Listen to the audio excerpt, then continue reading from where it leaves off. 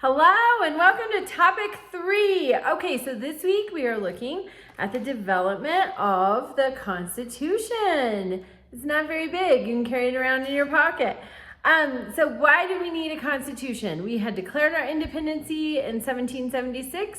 The men who did that were well versed in the study of government throughout the ages.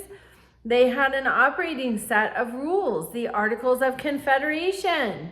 Also very small.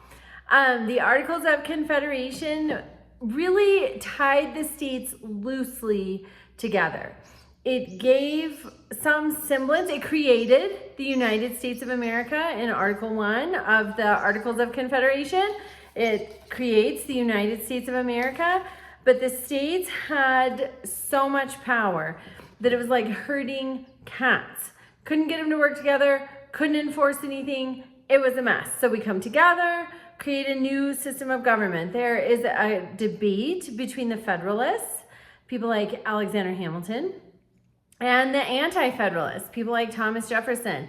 The Anti-Federalists wanted the states to continue to be strong. The Federalists wanted the national government to be strong. So there was some accountability. In Federalist 21, the Federalist Papers, written by James Madison, John Jay, and Alexander Hamilton. In Federalist 21, written by Hamilton, he details so many things that they couldn't get done because the states had too much power and they would just go rogue. They just wouldn't do it. And so the national government couldn't get any traction. So then we also this week, we cover a big time span. We're looking at those Civil War amendments to the Constitution, the 13th, 14th, and 15th Amendments. The 13th Amendment was necessary to end slavery nationwide. The Emancipation Proclamation ended it in the rebel states, the Confederate states. But we needed to end it nationwide. That's the 13th Amendment. That one was enforced.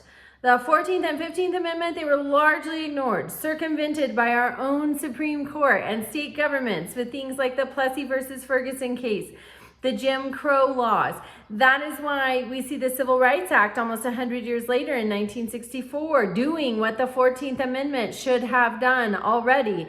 And we see the Voting Rights Act in 1965, almost 100 years after the 15th Amendment, doing finally what the Voting Rights Act should have done, or what the 15th Amendment should have done, but didn't because these measures to circumvent were supported. That's a lesson we need to learn from history. Don't do that. All right. Also, we see the West coming into play. So this week you have your first discussion response due Wednesday, your second due Friday. You have an evolution of democracy because we see big changes happening. The government is evolving. They created the Constitution, which obviously was amazing. It has endured. It allowed the country to grow. It's a tremendous work. But the practice of government changed. And so what you're examining mostly is between President Jefferson, Thomas Jefferson, and Andrew Jackson. Also, you have a quiz due Sunday, and remember participation. So some people are freaking out because they're not doing fabulous on the quizzes.